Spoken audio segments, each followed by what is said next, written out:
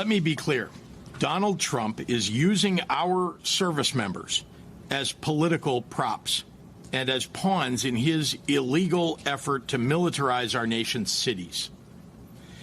I want to thank Attorney General Kwame Raoul and his staff, along with my general counsel, Ann Spillane, and our excellent governor's office legal team for working tirelessly for weeks now to prepare federal lawsuits in anticipation of this unconstitutional invasion of Illinois by the federal government.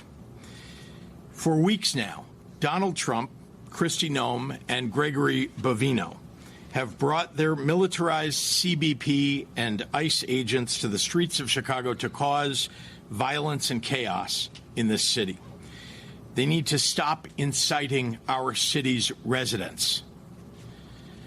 Since the beginning of this invasion, families have been snatched up off the streets or removed from their homes, zip-tied and detained for hours, including especially U.S. citizens and legal residents of our state. And in the words of CBP Chief Patrol Agent Greg Bovino, they're being chosen by how they look. Peaceful protesters have been hit with tear gas and shot with rubber bullets. Journalists simply reporting the facts on the ground have been targeted and arrested. U.S. citizens, including children, have been traumatized and detained. This escalation of violence is targeted and intentional and premeditated. The Trump administration is following a playbook: cause chaos, create fear and confusion, make it seem like peaceful protesters are a mob by firing gas pellets and tear gas canisters at them. Why? To create the pretext for invoking the Insurrection Act so that he can send military troops to our city. He wants to justify and normalize the presence of armed soldiers under his direct command. I want to take you through the steps that he's taken to follow the playbook and show how it is playing out real time here in Illinois. When I first heard reports of Trump's plan to send armed military troops into our streets, more than 100 elected officials, business leaders, clergy, law enforcement, educators, and community organizations gathered on August 25th to send an unequivocal message to Donald Trump. We don't want troops on the streets of Chicago.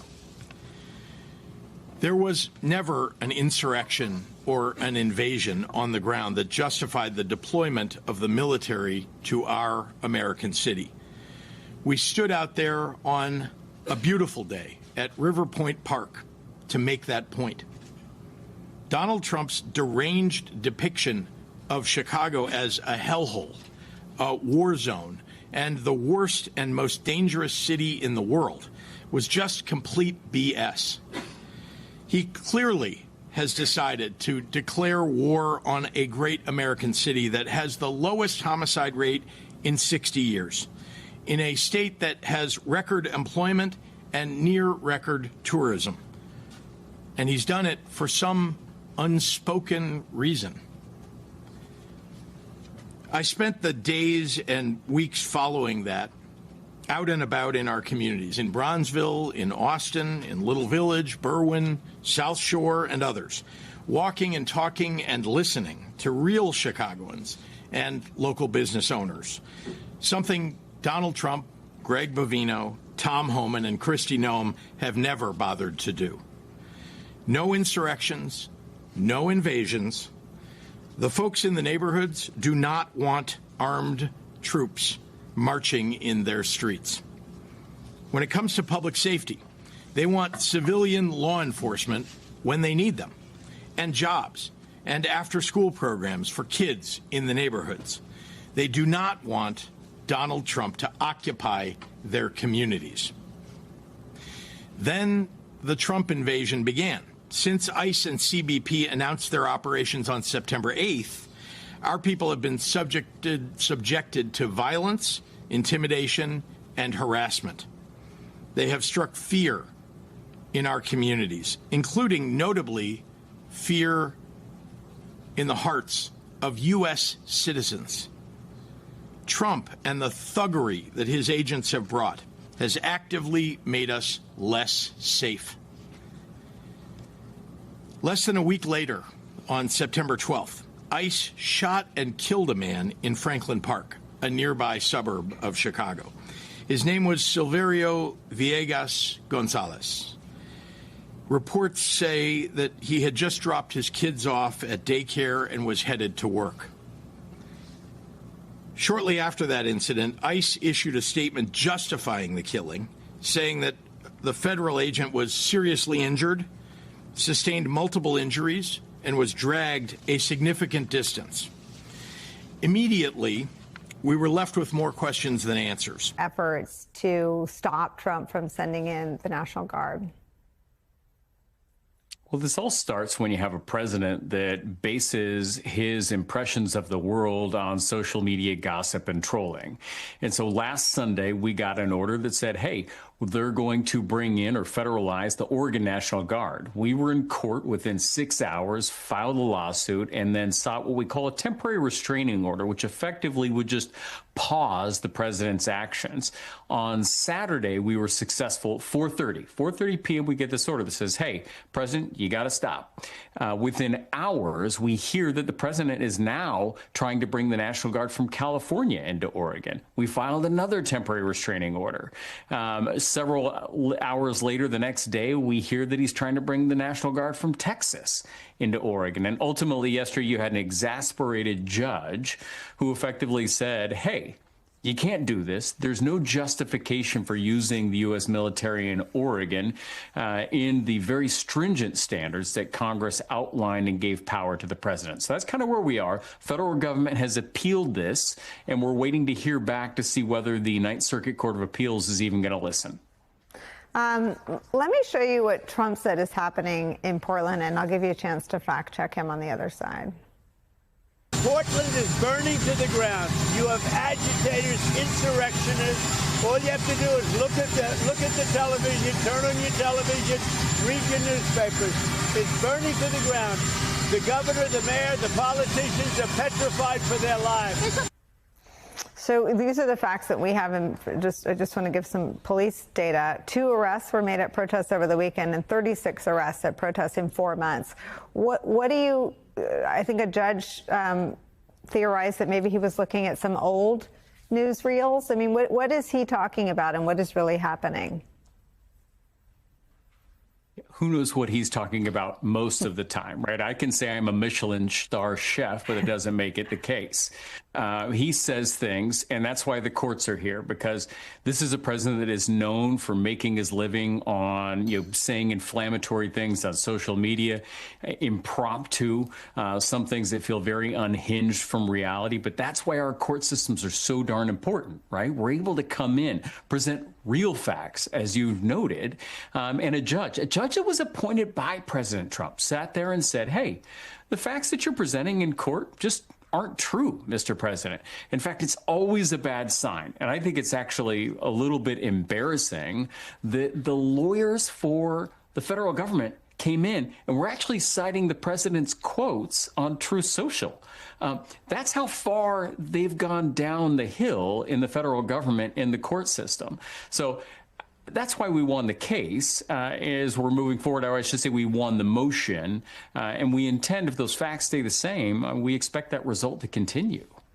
Let me read you from the judge's ruling Saturday.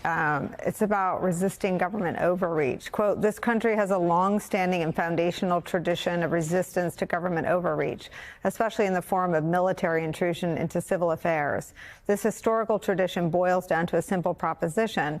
This is a nation of constitutional law, not martial law. Defendants have made a range of arguments that, if accepted, risk blurring the line between civil and military federal power to the detriment of the nation. How would you describe to people outside of your state the stakes of this standoff? I think we all have to take a deep breath and then look at all of the things that are going on in our country right now. The first thing that you should grapple with is you have a president who leads through fear. right? His own party can't even stand up to him because they're so fearful of what he's going to do to them in a primary. You have a president that is normalizing the use of the military in our cities. That's un-American. And he's talking about doing it where he's going to be a police force in our communities with the United States military. That's wild. You haven't talking about rigging our elections like they're doing in Texas so that they can maintain power in Congress. And then a couple weeks ago, he said and pressured the free press so much that even Senator Ted Cruz was saying, hey, that's too much for me. These are all hallmarks of a very effective democracy. These are the things that other countries strive to obtain.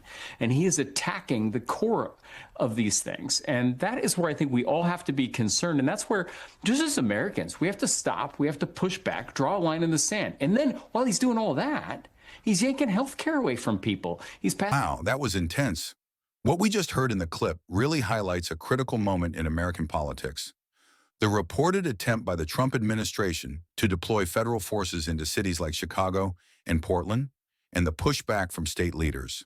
The Illinois governor's words were clear: using our service members as political pawns is unacceptable, and sending armed federal agents into civilian neighborhoods crosses a serious line. Let's break this down. According to the clip, federal agents, including ICE and CBP, were brought into cities allegedly to create chaos, targeting peaceful protesters, journalists, and even U.S. citizens. Tear gas, rubber bullets, and arbitrary detentions were reported. Families were being zip-tied and detained, and this was framed as a playbook to justify militarizing American cities. The stakes here aren't just political, they're constitutional.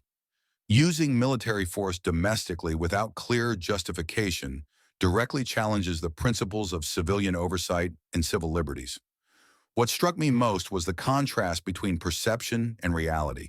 Trump's narrative painted Chicago as a war zone, a city overrun with violence. But as the governor pointed out, homicide rates were at a 60-year low, employment was strong, and tourism was near record.